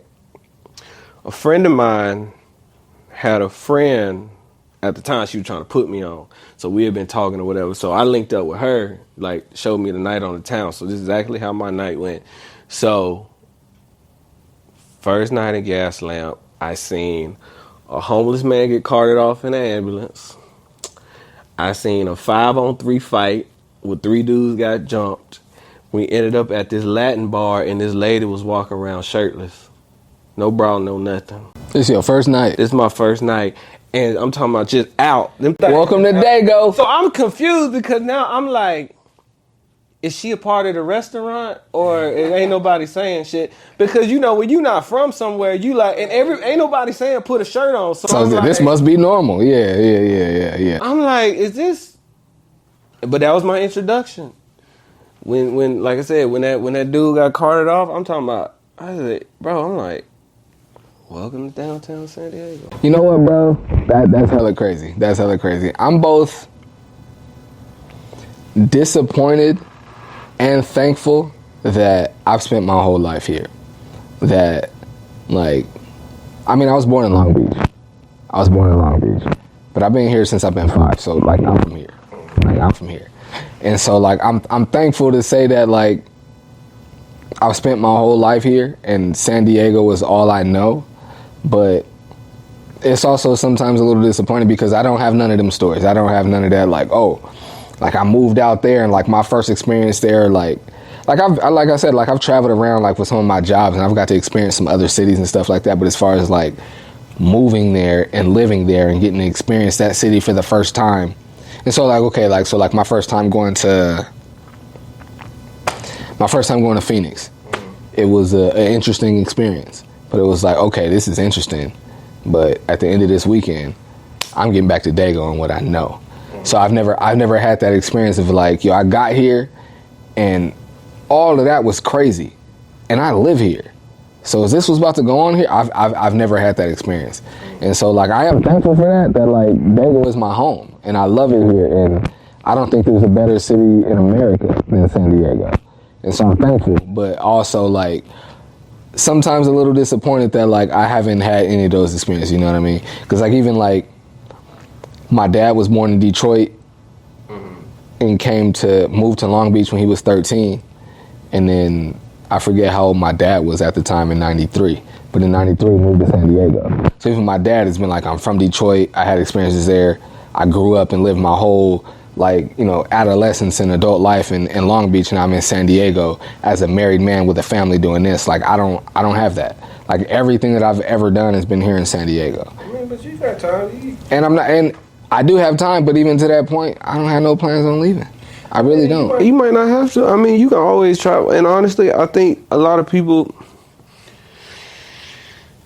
I would tell anybody, if you can get out your city, not to go live, but just get out and see other things. Because I think what this city needs, and some people might agree, Life is too short and the world is too big to spend your whole life in one city. I think some people here need to get out, and they need to see how some other places get down. I can be honest, I'll say this. I love being from Florida, but I left home when I was 18. Prior, for them 18 years, I didn't really get to do much. Like, my dad died when I was 15. So from 15 to 18... Rest in peace. My mom was kind of very strict because I'm the only son. So I didn't really get the experience. How many sisters do you have? 2. Well, I got 2 younger sisters and an older half sister. So, okay. I'm sorry to cut your story off, but I'm very curious about these things. So as far as like your siblings, like where are you? Like you in the middle? You I'm the oldest. Well, out of the 2 youngest, and my half sister, she was a little older than me. But like, as far as like you growing up, you were the oldest. Yes. Okay. So leaving home at 18, I didn't really get to experience the city, like Gainesville and Tallahassee, and like I've been to those places, like Gainesville. I've gone to the clubs there and stuff, but like I'm saying, like I never got to really experience like real your city as an adult, right? Moving to different places, being other places. So I've never really, I don't know what it's like to just be like, I love my city, because I've kind of been to different places. Okay. So when I see people ride so hard for like a city, it's for a long time, it's like, I don't get it. Because I'm looking at it from an outside perspective of, you love it, but the representation of what you represent of it, I'm like, it was just different pieces. Like, it didn't make sense to me. But I think what I'm basically trying to get at is, living in San Diego for the time that I have lived in it, I understand why people love this city. Okay. And like, 'cause I was about to get to that. Okay. Like I told you off record, like when I came into the entertainment industry, I was linked up with a guy that said he was from the city, but he not really from the city. You see what I'm saying? So, and the perspective was, everybody's against me in the city. The city that hates me. The city is bad. Right? You see what I'm saying? But then once you get away from that, you realize it's not the city, it's you. And once I got away from that and I got around people like you, Birdie Bird, shout out to Birdie Bird, Speaker Box, and really understanding the history of San Diego and understanding, I'm like, San Diego's a great place. I helped you understand the history of the city? You did, bro. Hey. Bro, you did, bro, because I ain't gonna lie, like, some people, they get so sensitive when I say this. I was like... Y'all heard what he said. Because people get so sensitive when I say this, but I'm just being transparent. When I first came out here, I wasn't really a fan because, like I said, the people I was around. And I'm looking at it from an aspect of, well, if you've lived here for so long and they giving you this, so when it's received to me, because I didn't know how to move. So I'm looking at it like, well, hell, to hell with everybody. But then, like I say, once you get around the right people and you understand the history, now I know how to maneuver and I know why you act this way or why you look at things this way. So now I can come in with a fresh pair of eyes and a different mindset of, okay, now I know how we can talk to each other. Because at first, when I first came here, it's like, oh, I'm the outsider. I'm from Florida. I talk country. I'm going to let you know I'm from Florida. If you don't like it, you know what I'm saying? Still proud to be from Florida. But I understand now kind of why people move the way they move. Right. But I can say, honestly, like I said, I've said it, I like San Diego for just being a melting pot. Whatever you into, If you a rapper, if you a photographer, you like art, if you like what's that, Dungeons and Dragons or whatever that shit is, they still playing. I can't play them games. And see, I mean, Hold on, real quick. I gotta tell you about. I had a story. Real quick. No, I was what's that? The Dungeons and Dragons game, bro. I sat in on one and got mad, and I wasn't even playing because the dude, I guess the head guy that makes the rules, he was coming up with all this bullshit. He was like, "You and this and you and this." I'm in the side like, "Who made you in charge? How you just gonna cancel?" I'm like, "You better run that." And they was like, "Bro, you gotta leave." did you ever do any of that growing up, like Pokemon, Digimon? I did the Pokemon. I was Pokemon. I tried the Digimon. I ain't getting the Digimon. Yu-Gi-Oh! I only asked because, like, was that, like, Pokemon, was that too much different than Dungeons and Dragons? I've never played Dungeons and Dragons, but I was big into Pokemon. That's definitely different because Dungeons and Dragons, they got a whole storyline. They be putting characters and shit. Like, you could be an elf and I could be a dwarf, and then they like, whoever running the thing talking about, you owe the dwarf this. And I'm like, who the fuck told you? No, but like, yeah, going back to it though, man, it's just San Diego being a melting pot, you know what I mean? And like, I like too that I know like LA's up the street, like, I know how people feel it's like a San Diego LA thing, but what I like from an outside perspective, I like California that whatever your vibe, like San Diego has their vibe. And then LA has their vibe. And then if you go further up north, The Bay Area got the, yeah. so if you want to get a little bit of everything, you can do this. Well, it's kind of like Florida too, because you know, you got north. I was about to say that. North is more of the South. People always say Florida's not the South, but like where I'm from, that Georgia area type, that's the country. And then once you get to Central, it's more your biracial, Hispanic. And then once you get South Florida, that's when you got your Cubans, your Dominicans, and so it's like three different worlds. It's like any other state or anywhere else you go. But I think let me not say I think. I feel like San Diego is like San Diego is more like stigmatized than other places. But just to your point about like, you just gotta find whatever you're looking for in whatever state. What I'm trying to say is, I feel like a lot of people feel like all of California is the LA vibe. Yeah. What was that what you're feeling before coming here? You felt like all of California was gonna be like LA? It's gonna be like palm trees and celebrities. Honestly, when I was telling people about I was moving to California, first thing they brought up was like the whole Bloods and Crips. That's the first thing they said. They said, don't wear red, don't wear blue, don't wear, you know what I mean? So the gang banging culture, that, and then like I said, LA, San Diego, nobody really, there was really no highlights. Like if somebody would mention the San Diego, like if I was to ask somebody not from San Diego about San Diego, they might say the Padres, they might say the Chargers, but there's not really like anything significant. I feel like I said, San Diego is a special place where it's like you kind of have to live here to understand, because if you don't live here, whether you've been here your whole life or you migrated over here, you know, if you didn't do one of those two, you're gonna think it's all the same. LA.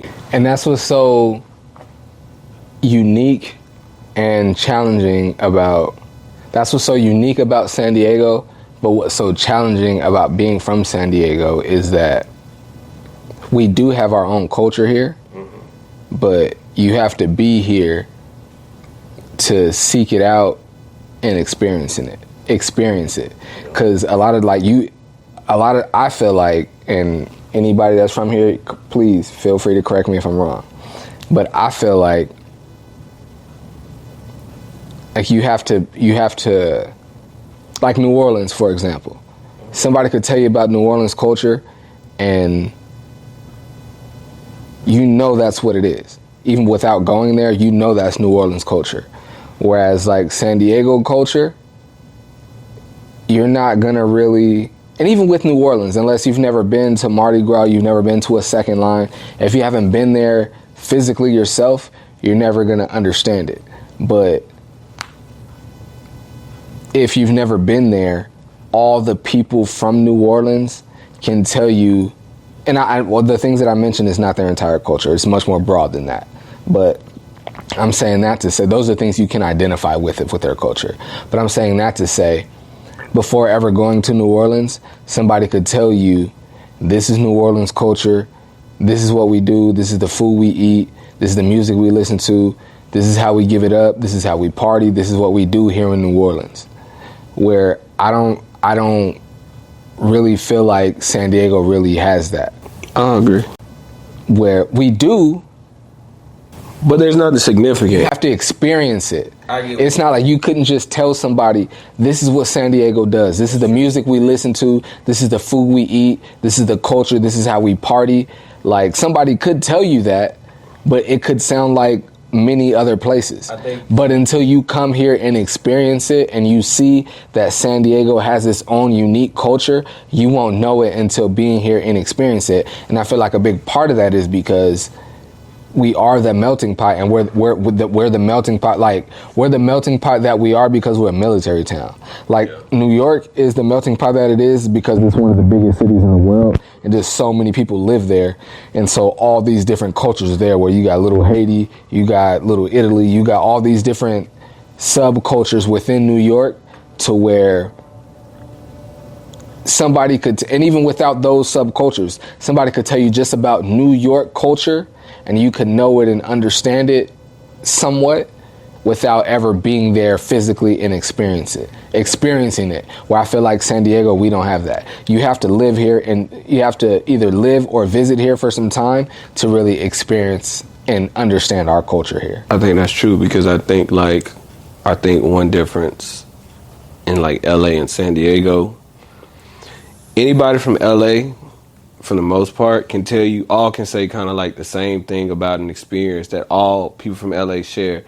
San Diego, somebody who grew up in La Jolla has a different experience versus somebody who grew up in East Dago versus somebody who grew up, I don't know, just somewhere else. So I think like that's also what makes San Diego unique, because it's so, even though it's one big city, the experiences and the cultures are kind of different, if that makes sense. Like, it does make sense. What I'll ask is that different from Florida? Like, could somebody be from a different city in Florida and experience different culture? Or is it all like all of Florida is pretty much the same? It's really more, it goes back. That's different because Florida's a state, and we're talking about all of Florida. So that's a bad example. I mean, Florida, it goes back to north, central, south. You can kind of tell. And California's the same way, so that's why it was a bad example. Because it's like how people talk. Because everybody thinks I talk country, but everybody thinks a lot of people from Florida talk like Kodak, which people do talk like Kodak. They, you know what I'm saying? And they, you know that slurring, but like, and you have some people that don't have a country accent or a Kodak accent. They just talk, I don't know, with a regular accent. And even in California, like our like and even I probably don't, I want to say I don't know if I sound like a West Coast dude when I speak. I'm not sure. Sometimes you do. People tell me that I do, because it's always like the stigma of like California out here, and like we like, especially when I go to Florida, like visit, I got family in Florida. And I've had family reunions in Georgia and Detroit, and I've been outside. And they'll say like, oh, in California, y'all talk proper out there. But it's like, I understand why people say that, because we pronounce, more often than not, we pronounce our ERs and our INGs on words. It's maybe a different conversation, but I was about to say, like, the gang members talk like that out here too. Yeah, I know that. You know what I mean? So it's like, it's a different conversation. But the reason I'm saying it's a different conversation is because like you could be in the hood in Florida or Atlanta, and the dialect is different. Where it's like you could meet a dude from California who is just as hood as a dude from LA. I'm sorry, just as hood as a dude from Florida or Atlanta.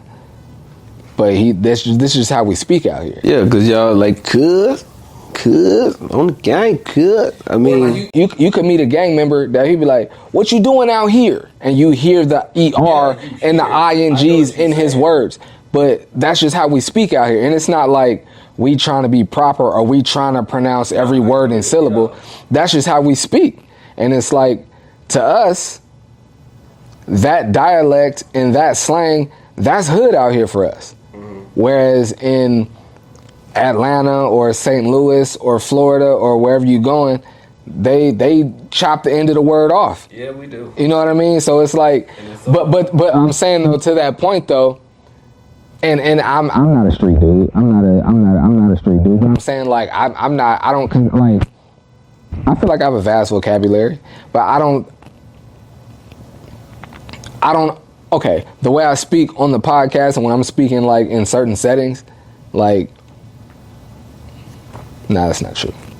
The way I speak on the pod is you know, this is how I speak. But I'm just saying, like, I said it already. I ain't gonna keep it reading. I said it already. It's just different. The way we speak out here is just different. Yeah, it is. And then, like I said, like, but I think that's everywhere you go. Like, if you go to people from Baltimore, I like the way they talk. I like Javante Davis, some of the words he pronounces. Like, yeah.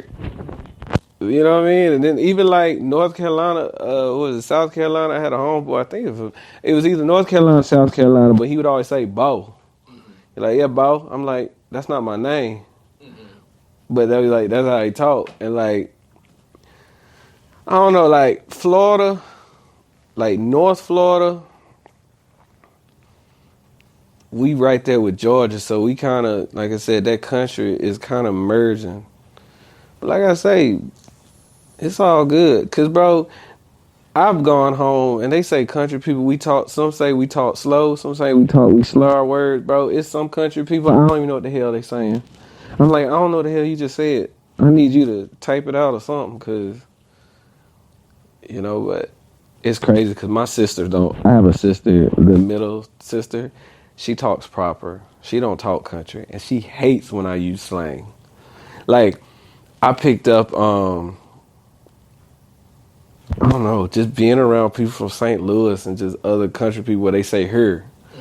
Or like Memphis, you know, it's here. The word is here. But sometimes when you speak it fast, you're like, I'm going over here. Like, it just happens. And my sister hates that. Because I remember one day I was home and we were finna go eat. And my sister was like, I said, hey, we just got here. She said, what? I said, we just got here. She said, who is her? I said, no, we got here. She was like, we weren't raised to say her. We were raised to say here. I'm like, my bad, dog. Grammar police. But, you know, I think, too, one thing I'm proud of, I can say, is different place that I've lived, I've always had my accent. And I felt like that's one thing I would never trade. Because I love the accent. I've talked about it on the pod before. The country accent, well, pause, from women is that's my favorite accent. The London or the British or whatever that is. British, they got the game on lock. I love that accent. But for me, like, when I meet, I like the women from New Orleans. When I meet a black woman with a country accent, it do something to me, bro. I'm not gonna lie. See, people be thinking when we be serious, people think we be funny. Like, when I'm really mad and I be saying, cause it just sound different to us out here. Be like, you crazy. I'm like, no, I'm for real. Like, that's kind of how, and that's kind of how I got into, cause I haven't done an open mic in a couple months, but that's how I kind of got into the stand-up comedy. I'm not like, I don't do it like all the time. I just really do it when I got something on my mind. But like, that's part of why people think I'm funny, because when I'm telling a story, they like, oh, he joked. I'm like, nah, I'm for real. But I think having that accent, it does put a lot more emphasis. Just like cussing. People say you should cuss, but like when you cuss, sometimes it puts more emphasis on what you're trying to say. You know, so I ain't trying to have you here all night, bro. Let's wrap it up with this. Right. With you being it's been your first official episode as a co-host. Tell me some of the things that you hope to get out of the podcast, and some of the things you hope to happen with the podcast. Really just take it to the next level. starting to really, figuring out how we can put a light on the city. There's a lot of people already doing that, but just how can we really bring some positive light to the city and really just start talking about the real deal topics, like stuff that's gonna make you think and really, shift your mind. Like I said, just have fun and just really give something for the people to tune into. That's really it. Cause like I said, like we went back to the brand, and like I said, everything we gonna have fun. We gonna talk trash, but it's never gonna be anything that's gonna hurt anybody's image or like be a direct attack on anybody's character. Yeah, really just seeing how far we can take this thing, and make sure y'all show up to the live podcast. Speaking of that, I meant to hit you earlier, but I just got busy with stuff. I don't know if we're gonna do a live show no more. I think we're just gonna do a party, because with me, like, I spent some money paying some bills, doing some things, and then losing that bread I lost, I took an L. That's fair. I took an L. So we still, I'm glad you mentioned that. So September 5th at 8 o'clock downtown, we're doing the 100th episode party. It's not going to be a live show no more, but we're doing a party September 5th downtown. It's going to be plenty of food, plenty of drinks. We're going to barbecue. We're going to be on the rooftop, turning up, having a good time. There's a couple pools up there, a couple jacuzzis, and we're just going to be up there having a good time. I'm going to have a video on loop of all like the dopest moments of the podcast, and we're going to just be up there having a good time. You know what I'm saying? Loving on each other, having drinks. No Diddy. Having good food. No. You said loving on each other. I didn't. Pause. We're going to be up there having a good time. And so September 5th at 8 o'clock, come celebrate the 100th episode with us, man. Yeah, come on. Your auntie's favorite nephew going to be there. That's my other line. I ain't put it on my tag, but I'm like, your auntie's favorite nephew. I like that one. That's, man, it's gonna be. I like that one. That's gonna be a new tag. Actually, you should intro yourself on the podcast like that's every. I'm like, what's up? This your boy Red, your auntie, aka your auntie's favorite nephew. Exactly. Every week, I need you to do that for me. I will. I need that. I'm gonna get that on the shirt, man. Cause why not, right? It's gonna be cool. We definitely gonna shake it up. We gonna try to get some more people in here to interview, and just really, like I said, I'm as a out of towner who, I call San Diego my second home, my new home. Trying to, let's bring some positivity and some new light to the city. Absolutely, we definitely gonna do that. My guy, again, I want to thank you for being down to take this journey with me, fam. It means a lot to me when somebody wants to be a co-host on the show. That means they align with my vision, they align with what I want to do. That means they trust me and respect me enough to help amplify what they are doing. And I just take it as a big sign of respect. So, again, thank you both for taking this journey with me. And we about to turn it up. We really about to turn it up. So on that note, it's been another episode of the Ain't Got It Yet podcast, episode 96. Wait, is it 97? Because I think, no, it's 97. It's 97? Because I think you're right. Because let me look I'm getting close to my 100th episode and I don't even know. Let me look at my pictures. Okay, so the pictures, the behind the scenes, the T on her, Taylor, that was 95. The low one I did was 96. So now we on 97. Ain't Got It Yet podcast, episode 97. I'm Michael Flix. That's my guy, Red. We about to turn it up for y'all. I appreciate y'all tapping in, man. Until next time, take care.